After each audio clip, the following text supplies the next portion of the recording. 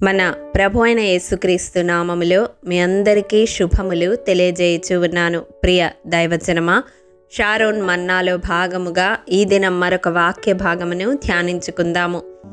యోబు గ్రంథము 29వ అధ్యాయము 5వ వచనము. సర్వశక్తుడు నాకు ఇంకను తోడైయుండెను.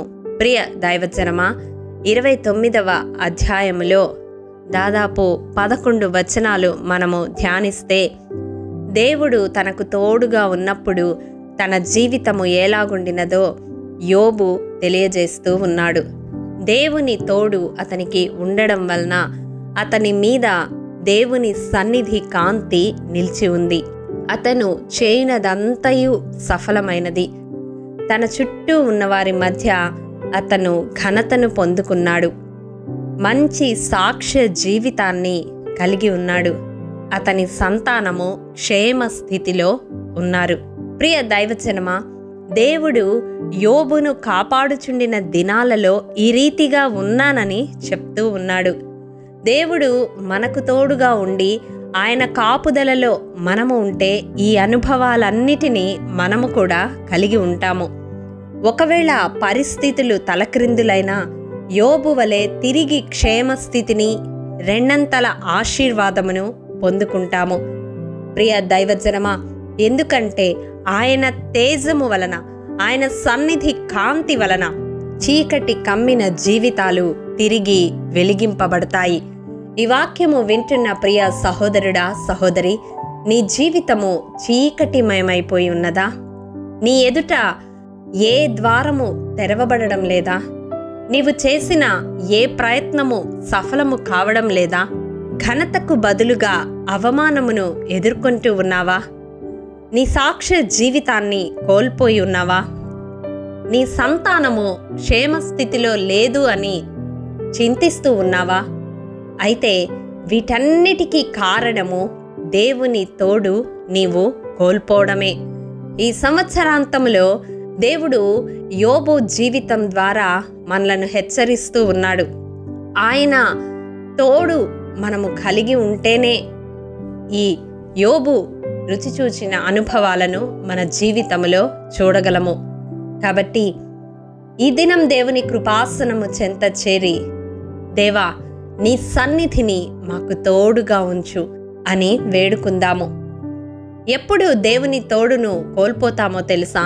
దేవుడు ఇశ్రాయేలీల గురించి మాట్లాడుతూ, మీరు లోబడనొల్లని ప్రజలు గనుక నేను మీతో కూడా రాను అంటాడు. ప్రియ సహోదరుడా, సహోదరి, ఈ సంవత్సరాంతంలో ఇంతవరకు దేవునికి లోబడకుండా తిరుగుబాటు కలిగిన జీవితాన్ని జీవించి ఉంటే ఇకనైనా స్వస్తి పలికి ఆయనకు లోబడదాము. అట్టి రీతిగా తనకు లోబడే హృదయాన్ని ఇచ్చేది కూడా దేవుడే అని నీవొక్కసారి జ్ఞాపకము చేసుకొనాలి. చూడండి, ద్వితీయోపదేశ కాండము 30వ అధ్యాయము 6వ వచనము.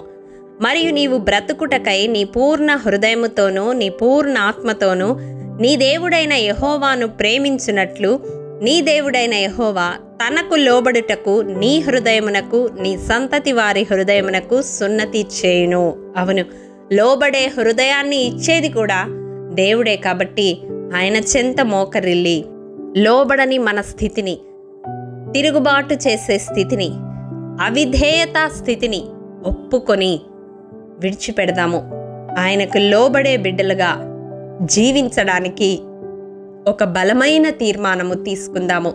అప్పుడు తప్పక దేవుడు మన జీవితాలకు తోడుగా ఉండి మనలను, మన బిడ్డలను ఆశీర్వదిస్తాడు.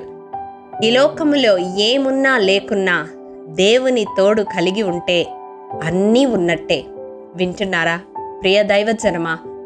అతి కృప దేవాది దేవుడు మనందరికీ అనుగ్రహించునుగాక. ఆమేన్. ప్రేమ నమ్మకము కలిగిన మా ప్రియ పరలోకపు తండ్రి, మీ పరిశుద్ధ పాదములకు వందనములు. దేవా, విత్తబడిన వాక్యమును ప్రతి హృదయంలో నూరంతలుగా ఫలింపచేయండి. నాయనా, సర్వశక్తి కలిగిన దేవుడవు, నీ తోడు మా జీవితాల్లో కలిగి ఉండడానికి నీకు లోబడే హృదయాన్ని మాకు దయచేయండి. లోబడనొల్లని మా జీవితాలను మీ పాదముల చెంత పెట్టుచూ ఉండగా విధేయత కలిగిన మనస్సు మాలో ప్రతి ఒక్కరికి దయచేసి మీ సన్నిధిని, మీ తోడును నిత్యము మేము కలిగి ఉండే కృప అనుగ్రహించమని యేసు అతి పరిశుద్ధ నామం పేరట అడిగి పొందుకొని నాము తండ్రి, ఆమేన్.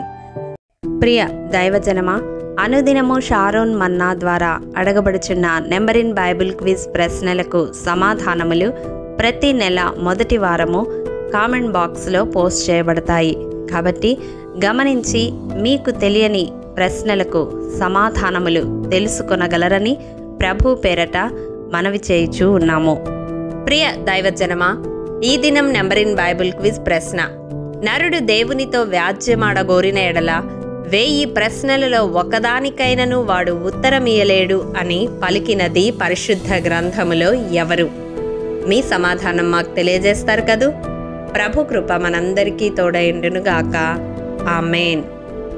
ప్రియ దైవజనమా, ఈ దినము జన్మదినము, వివాహ దినము జరుపుకుంటున్న వారికి షారోన్ గ్రూప్ తరపున హృదయపూర్వక శుభాకాంక్షలు తెలియజేయుచూ ఉన్నాము. దేవుడు శ్రేయస్కరమైన ఆశీర్వాదములతో ఈ సంవత్సరాది నుండి సంవత్సరాంతము వరకు మిమ్ములను నింపాలని ప్రార్థిస్తూ ఉన్నాము. ఆమేన్.